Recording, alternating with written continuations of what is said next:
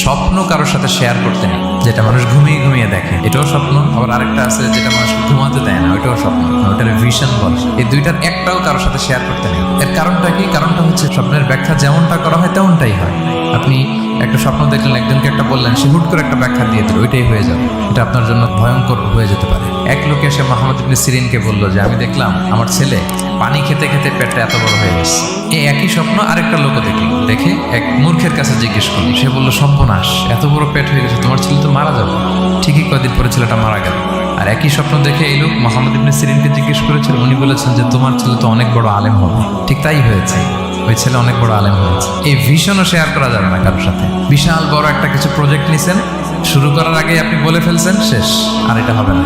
দেখবেন যে এখান থেকে কনস্পিরেসি, ওইখান থেকে শত্রুতা, ওইদিকে এটা করছে ওইটা করছে, আপনি আর আগাতেই পারবেন না। সো স্পেশালি যদি কোনো ভালো স্বপ্ন দেখেন, এট দ্য সেম টাইম খারাপ স্বপ্ন যদি দেখেন, এটা আপনি শেয়ার করবেন না কারোর সাথে। কারণ স্বপ্ন এটা কেবলমাত্র মন মস্তিষ্ক প্রসূত কোনো বিষয় না।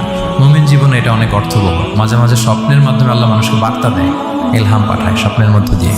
যার জ্ঞান নেই বা ব্যক্তিগত জীবনে পাপী, ভালো মানুষ নয় বা হিংসুক টাইপের, এদের কাউকে আপনার কখনো স্বপ্ন শেয়ার করবেন না। ভালো স্বপ্ন দেখলে শুকরিয়া করবেন আল্লাহর, আলহামদুলিল্লাহ, আল্লাহ কবুল করুন।